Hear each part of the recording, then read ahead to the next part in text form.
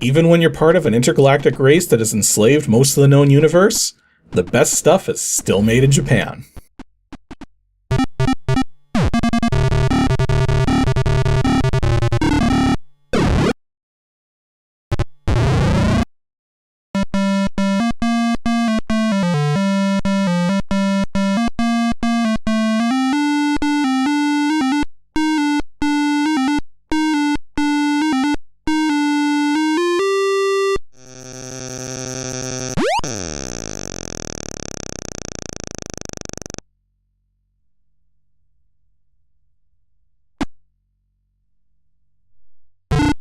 Today for Ancient DOS games, we have a bit of a weird one. A fairly simple and rather amateur shareware title still being sold to this day by one of the game's original creators, known as Earth Invasion.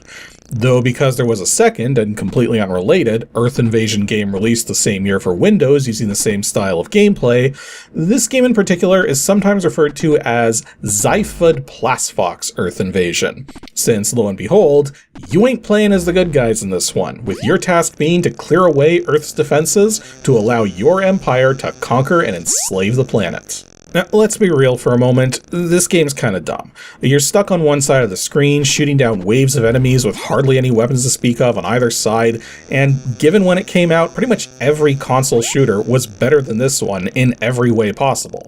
The flip side, though, is that even though this game isn't all that great, it is playable without any nasty bugs or control issues, and even its original registration price was only a mere $10. Contrast that to the mass of low-quality shareware on PCs with even higher price points, and all of a sudden, this game doesn't look so bad anymore, compared to what it was directly competing against.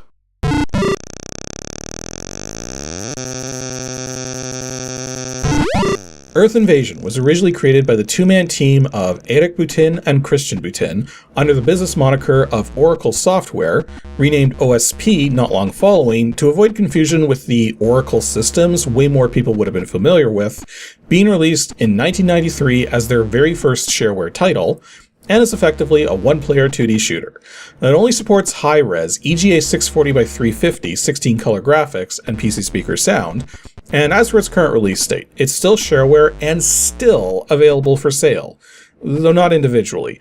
Instead, the entire library of games sold under the Oracle and OSP names is available as a single $5 digital download from itch, which includes digital copies of manuals and other extras which were once included with the physical products.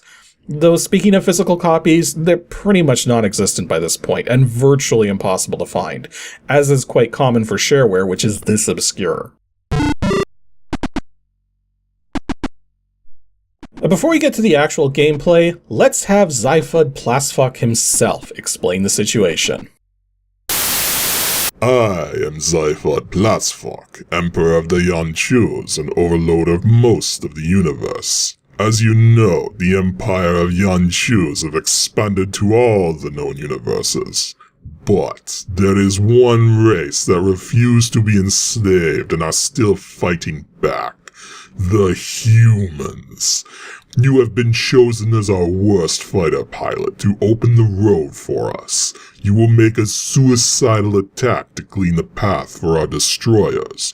You will be flying a Skrunga-class fighter, which cost many millions of gold kicks. I value each of those much more than your stupid life, so be careful. Your ship has been equipped with one single 34 Throx cranian cannon and 30 HK to shield converters. The humans are expecting you. We told them you would come so they would have a better chance of killing you. If you succeed, you will keep your job. And if you fail, as I expect you will, then the humans will have done the job of killing you for us. Any questions?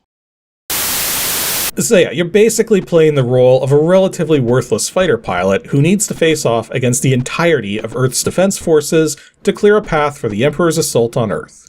Whether you succeed or not, the Emperor really doesn't care, as he sees this as an opportunity to make the assault on Earth at least a little easier, or possibly a lot easier. Depends on how well you perform. Once you begin your first mission, you're going to notice right off the bat that the keyboard controls suck.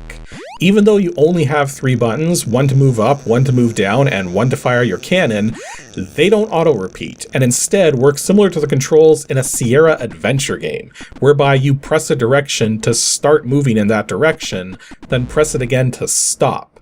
Plus, you can't rapidly fire your lasers. As such, you are far better off using joystick controls, or when playing with the DOSBox emulator, remapping your keyboard keys to act as a joystick through the key mapper. There's 10 missions in total you'll face over the course of the game, technically 11, and the goal of each is to clear several waves of enemy fighters, then take out a capital ship. One missed opportunity here in terms of the overall design is that the mission stage indicator at the bottom of the screen only shows how deep into a mission you are, yet it could have easily had extra icons added so that you'd know what to expect in terms of enemies with each wave encountered, since the kinds of enemies you face all have different capabilities. In fact, if you go into the game's instructions, you can pull up screens giving you a breakdown of each and every one of them. First up are the Ladaryev Slaughter 1 fighters, which are pretty bog standard and only fire lasers. Next up are the Space Camerals, which are supposedly slightly stronger, but are functionally very similar. Next are the Space Corvettes, which carry homing rockets that you need to dodge. Next are Grumman Lucy Zars, which are similar to the Space Corvettes. Then finally, the most dangerous fighters of them all by far are the Canadair Vipers, since they have combustion bombs which explode when they reach you and have a massive blast radius which can hit multiple times in a row. One thing I find kind of annoying though is that the 3 enemy types with rockets and bombs, the information screen indicates that they only carry a limited stock of these, but I've counted out their shots, and no, they do not have limited shots of any of their weapons. Though the fake limits were set so high, they probably wouldn't typically come into play anyways, even if they were enforced properly. One of the big tricks to playing this game though is that your shields generally do not regenerate on their own. You actually do restore about 10% of your shields between missions, but that's hardly anything really. Instead, you need to keep your eyes open for special HIJK capsules, which fly past during combat against the regular fighter waves, not the capital ship bosses, with HIJK being an acronym, HIJKE, which stands for something, it's not revealed what. Effectively, every time you collect one of these capsules, you restore about 2/3 of your maximum shields. But you also burn through one of the 30 converters you start the game with. Effectively, what this means is that over the course of an entire run through the game, you can only restore your shields 30 times, meaning you need to maximize your shield recoveries and avoid collecting HIJK capsules when you still have over half of your shields remaining. Generally, the difficulty of the game isn't too bad to start off, but once you hit mission 4 and start dealing with combustion bombs, things can go right off the rails, to the point where you can often end up just completely screwed no matter how well you're playing. Normally, this would be a bit of a deal breaker for a game, but thankfully the game has a single save slot and you can save to it at any point during normal gameplay. Though restoring the save always brings you back to the start of a mission, so it's best to perform the save right as your first battle for a mission begins, which is done with the F7 key. And one thing I find kind of curious is that the game has cinematic elements to it. You have the starting conversation that I've already highlighted, along with taking off from the home world of the Empire, return trips to your fleet following missions, and heck, there's actually 2 endings. Well, I say that, but they're only really different in terms of text, because either way, Earth gets conquered. It's just a matter of if you're around to see it or not, as the ending text is different depending on if you survive the final battle, or if you and the final boss mutually annihilate one another. Speaking of the final boss, let's talk about the capital ships. For the first few missions, the boss capital ship is referred to as a Boeing XJ-78 destroyer, which fires a spread of lasers and rockets with each attack, though the rockets are not homing rockets. But since the spread is so wide, it's difficult to dodge all damage, so the best approach is to line yourself up with one of the trailing edges of the laser spread so that only 1 or 2 lasers hit you, which shouldn't do too much damage. Later, you instead go up against the Tupolev CS-56XX destroyers, which replace the laser spread with both combustion bombs and homing rockets.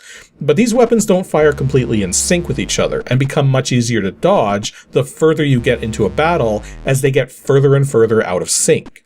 And yeah, if you haven't noticed by now, a lot of the names in this game are plays off of real branded company names for various vehicles and military hardware producers here on Earth. But if you manage to make it all the way to the end of the 10th mission, you get a surprise 11th mission, though it's not a full mission, as it has no fighters to speak of. Instead, it pits you up against a barrier that you need to take down, along with the final and most advanced capital ship Earth has at its defense, the Canadair CFS 100G battleship, which effectively just merges the armaments of the other two capital ship designs together, meaning in order to survive the fight, you have to actively find gaps in where the attacks are landing and take full advantage of the fact that enemy attacks disappear simply by touching the edge of the screen. As for the barrier prior, you just need to destroy the two weapon pods at the top and bottom, keeping in mind that the shots fired by them move extremely fast and will hit you if you're not actively moving away from them for most of their travel. Overall, Earth Invasion comes across to me as a game which really could have used some more time in the oven. I mean, it's simple to play and understand despite all the made-up words and references, but runs out of variety quickly and isn't really well balanced. Not to mention, I frequently found myself frustrated over the lack of left and right movement. Would it have been worth $10 back when it was made? Maybe. Again, I've played worse shareware games asking for more money than this one did. But more than that, I'm just impressed that for all the shareware that has become impossible to register over the years as their original developers toss them aside and move on to other things, this is not one of those, which means it gets to live on and be remembered, where so many other shareware and even commercial games have long since been forgotten. Now, that doesn't make the game any better, but it does at least show that developers cared about it, at least to some extent, and is part of why I was willing to dedicate a full ADG video to it. And yeah, even with the joystick support going, there's no extra configuration you have to do to get this game running well in DOSBox. Just leave cycle set to auto, and you're good to go. Anywho, that's all for today's episode of Ancient DOS Games. Probably one of the shortest episodes we've had in a while, but given things going on in real life, I needed a little more time to deal with all of that. In any case, up next 2 Saturdays from now on July 25th will be an ADG Pro video, where we're going to be going back to a game I haven't touched since near the start of ADG. Because there's been a couple things about it that have always bothered me, and I want to try and answer those curiosities by exploring its mechanics more deeply, even though the game itself isn't all that good. Hey, the funny thing about nostalgia is that it kind of ignores the quality of things, so make sure to stay tuned to see which objectively bad game still has lingering questions to explore.